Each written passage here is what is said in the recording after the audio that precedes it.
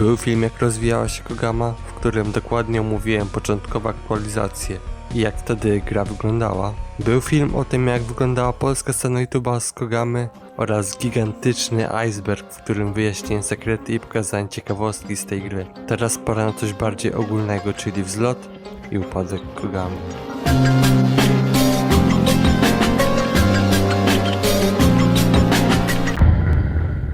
Jednak zacznijmy od początku. W latach 2010 takie gry jak Minecraft i Roblox zaczęły powoli zdobywać na popularności. Mimo że dużą popularność taki Minecraft osiągnął w 2012-2013 roku, to Kaspar ten potencjał zauważył znacznie wcześniej. W Minecrafcie jego uwagę przykuła sandboxowa część Minecrafta, a w Robloxie to, że skupia się na tworzeniu tysięcy gier i rozwijaniu community. Wpadł na pomysł, aby zrobić platformę dla dzieci i nastolatków, umożliwiającą łatwe tworzenie gier multiplayer, integrując się przy tym z resztą społeczności. I tak jak pomyślał, tak zrobił. Kaspar o swoim projekcie wspomniał tylko swoim bliskim znajomym, a byli to Michal, Jakob, Kryszczyn. To właśnie ta czwórka utworzyła w 2010 Multiverse APS. Podobno Kogama początkowo miała nazwę Multiverse Project i prace zaczęły się w 2008, jednak może tworzyli wtedy coś w ogóle innego, a potem ufundowano Multiverse APS i przekształciło się to w to, co uzyskaliśmy w 2011 roku. Gra została utworzona w Unity z niskim budżetem. Pierwszy post Kogamy przedstawia alfę World Builder. 17 września 2011 roku rozpoczęła się zamknięta beta. Kaspar utworzył pierwsze konto, pierwszą grę. Tak wyglądała wtedy strona główna, a link do strony to był beta.kogama.com. Mimo że nie mieli dużej ilości pieniędzy, Kaspar zainwestował w kilka tysięcy ludzi, którzy byli pierwszymi graczami. Połowa z nich odeszła, a druga połowa nadal kontynuowała grę. Na szczęście mieli sponsora, a była to Amocoma, nie wiem jak to wymówić. Miesiące mijały, aktualizacje jakieś tam wychodziły, a graczy nie przybywało. A do tego trzeba było płacić ludziom za granie w grę.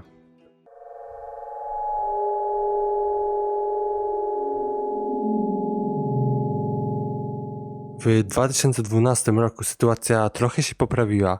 Pierwsze kraje, w których Kogama wystartowała, to była Polska oraz Rosja.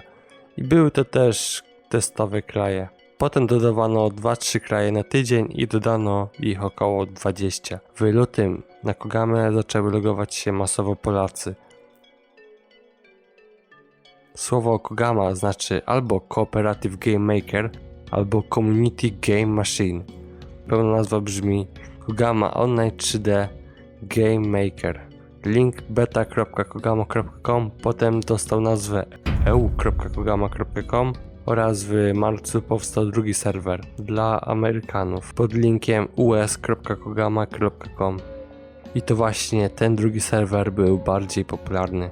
Powstały także fora EU oraz fora US. Fora to był taki Discord tamtych czasów. Zgłaszali błędy, dodawali poradniki, pomysły na nowe aktualizacje, pisali ze sobą i wiele więcej. Deweloperzy oczywiście brali sobie do serca, co mówią gracze i dodawali to, o co gracze prosili. Organizowane były pierwsze konkursy. W drugiej połowie 2012 roku dostaliśmy takie aktualizacje jak tworzenie własnych awatarów czy nowy wygląd strony.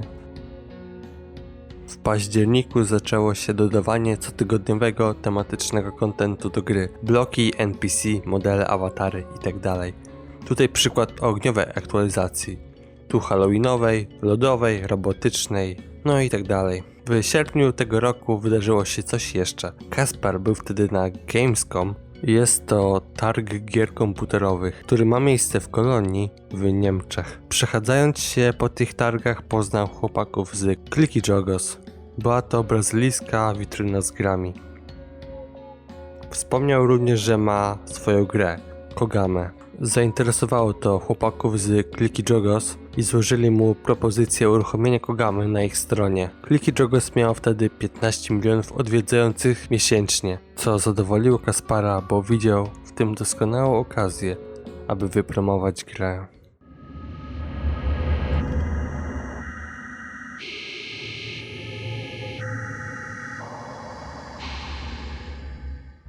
Cotygodniowe dodawanie nowości trwało w najlepsze.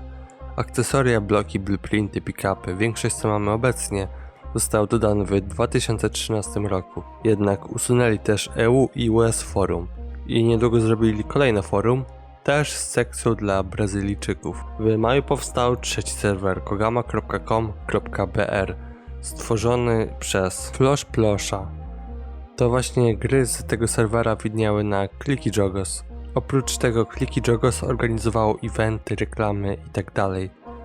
Kogama stawała się coraz bardziej popularna i zwróciła uwagę innych firm, np. Spill Games. Hot TV, czyli wiki, zaczęły się już pojawiać, ale tylko na tym serwerze.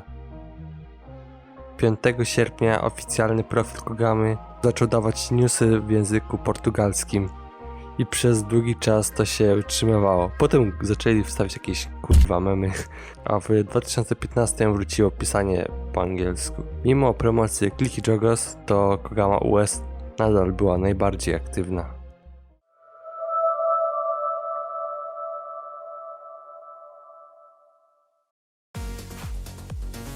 W 2014 roku dzięki Clicky Jogos w telewizji leciała reklama Kogamy.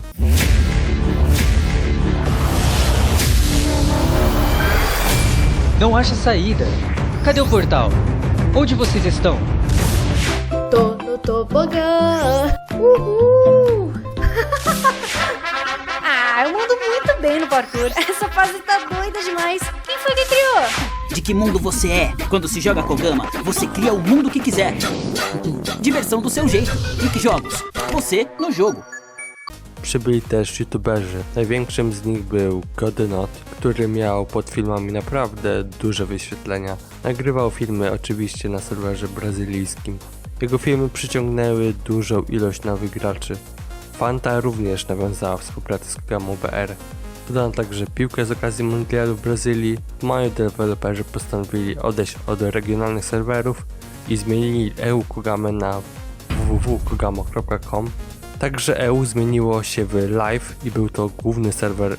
uskogama.com zmieniło się w friendskogama.com i w nagrodę, że to był najbardziej popularny serwer, to ograniczyli możliwość rejestrowania się nowych graczy i powiedzieli, że od teraz to serwer testowy, gdzie update'y będą wcześniej, a wasza społeczność najczęściej zgłaszała błędy, to będziecie to robić cały czas, ale macie za to zniżki na przedmioty. A z BR w sumie nie wiem co zrobić, to niech tak zostanie. I tak po tym Kogama EU. Kurde, powinienem przestać używać tej nazwy, jest ona strasznie nieaktualna. A więc Kogama Live. Czy www. No kurwa, po prostu główna Kogama wyszliła w popularności. Kogama zaczęła się pojawiać na popularnych stronach z grami, takie jak Poki, Yepi, Gry.pl. I właśnie dzięki tym stronom Kogama zdobyła taką popularność. Była to spoko gra, żeby sobie pograć z ziomkami na informatyce, pojeździć sobie samochodem, powalczyć z innymi, czy przechodzić parkury. Inni odchodzili po parę tygodniach, inni zostawali na dłużej. W 2014 Kogama nie miała jakichś mega dobrych gier, bo to były takie czasy, gdzie większość nie potrafiła budować. Aktualizacje nadal wychodziły, z takich większych to nowy motyw, nowy system poziomów, rewolwer i zestaw ninja, pieniądze i w sumie tyle. Przechodzimy do... Kogama nadal rośnie oprócz stron z grami, które ciągle przyciągają nowych graczy. Robotę robią także youtuberzy. Największym z Polski to był Brod TV, który rozpromował jeszcze bardziej Kogamę oraz robi podobne wyświetlenia co Godynot. Oprócz niego byli także Kogamix, Remix oraz Michu 9773. Ta trójka miała pod sobą w sumie ogromne społeczności, które ciągle rosły. Co jakiś czas pojawiał się jakiś straszak i wtedy spora ilość graczy się tym jarała. Dobrze, że w latach świetności deweloperzy wykorzystali tę okazję i dostaliśmy wiele update'ów jak nowy podtytuł, czyli Kogama The Social Builder, Launcher, Kogama na telefon, turbinę, blok kamery, tabletko pomniejszenia, wow, spiny, które potem usunięto, tryb 2D, który też usunięto, srebro też usunięto i dodawanie portali, flag i tak dalej dla określonego teamu. Ale przynajmniej mieliśmy wiki co tydzień.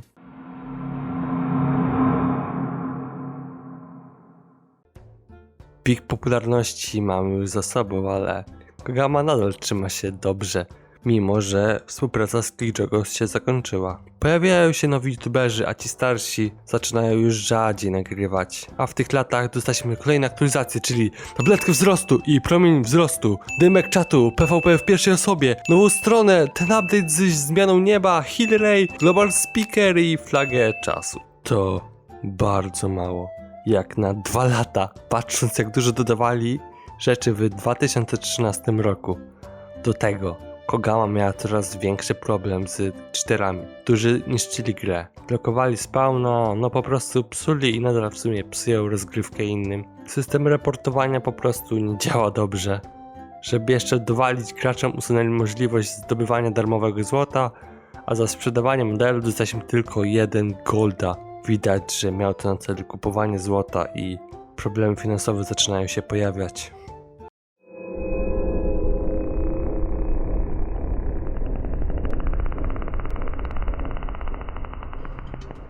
Szczerze, myślałem, czy nie nazwać tego rozdziału już śmiercią, ale to, co się dzieje obecnie, to przy 2019 to kurde szczyt popularności.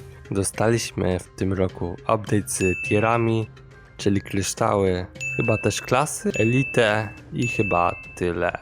Nawalali jakieś nowe kosmetyki i partikle, a w weekendy był bonus do expa. A no i wrócił darmowy gold i dodali golda za level. W sumie Admiral Fiong coś tam się starał, ale potem i on odszedł.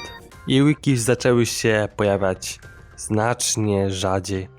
Do tego usunęli z taba ile mamy fragów i cele gry. I nie widać teraz ile mam na przykład kurde gwiazdek. W 2020 wydarzyło się nic. Devy mieli totalnie wywalone. Do tego Kogama zaczęła mieć a potem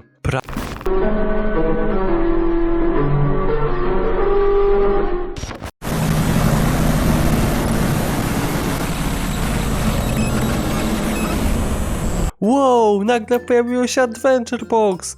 Nowy sponsor! O, jest to firma Michała Bencena! To co, on jest CEO Multiverse i Adventure? Bo przecież trójka jego ziomków, co z nim stworzyli Kogamę, już dawno odeszli. W 2021 dodano jeszcze kilka klocków i w sumie tyle.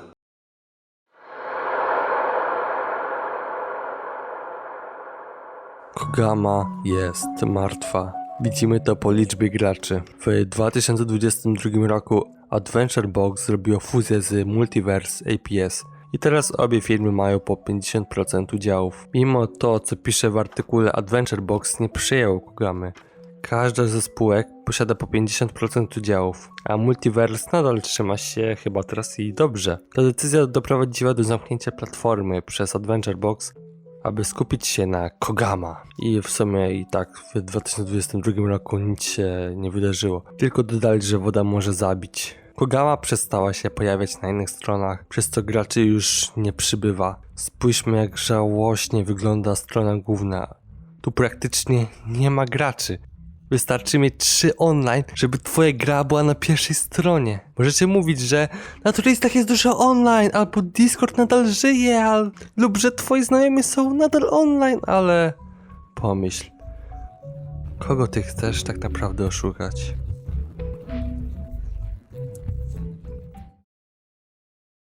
Jednak deweloperzy nagle przypomnieli, że grę trzeba aktualizować i nawalają aktualizację raz w miesiąc. Dodają wszystko co potrzebne, czyli niewidzialny blok, rotacja XYZ, kolorowe napisy, drzwi, edytowanie mieczy, efekty kamery. Nawalają konkursy, ale spóźnili się z tym o jakieś 8 lat. Oni to powinni wszystko dodać w 2015.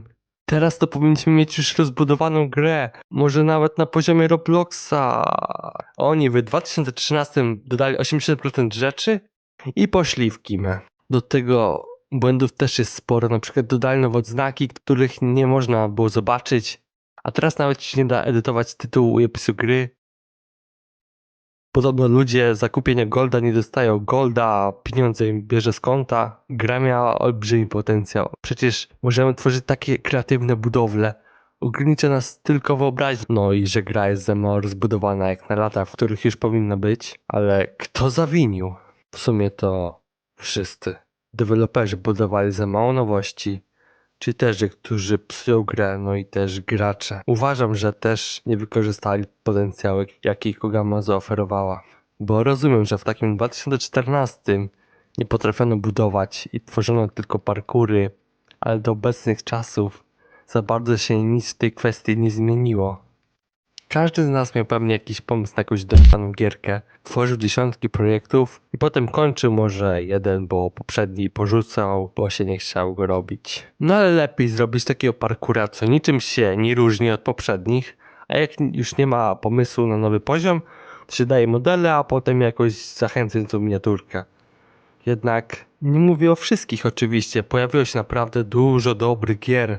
Czy to logiczne, czy przygodowe, ale dostało one i tak za małe zainteresowanie, bo typowy gracz zamiast myśleć co ma robić, to woli sobie pójść, przejść parkour i w końcu mu się te parkury znudzą i odejdzie. I w sumie 70% youtuberów to nagrywali jakieś parkury i tyle.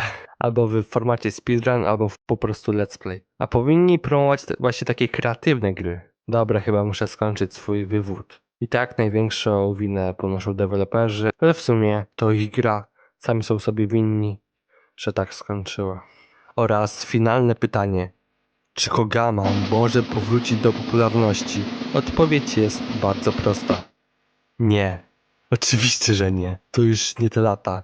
Gry przeglądarkowe nie cieszą się taką popularnością jak te 10 lat temu. Teraz dzieci już nie grają w gry na internecie jak kiedyś, więc nawet reklamy jakichś innych stron zbyt wiele nie dadzą. YouTuberów też nie ma dobrych jak kiedyś, ale w sumie nawet nie ma o czym nagrywać, bo jest za mało graczy. I może są aktualizacje, ale i tak nic się nie dzieje. Roblox wykorzystał swoją szansę. Nie musi się jej nigdzie promować, bo ludzie wchodzą bezpośrednio na niego. A z Kogamą, jak ona ma niby dotrzeć do sporej części nowych graczy? Gra miała potencjał, ale go zmarnowała. Ci, co nadal tu grają, to chyba tylko nostalgia was tu trzyma.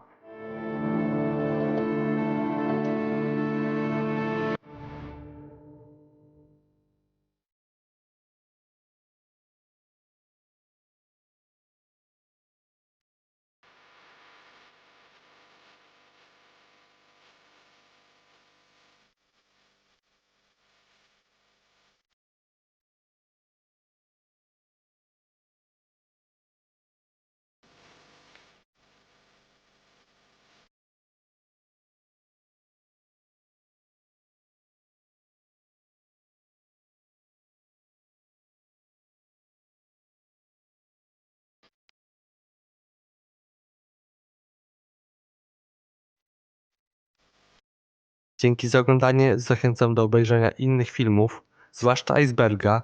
Jeśli go nie widziałeś, na razie.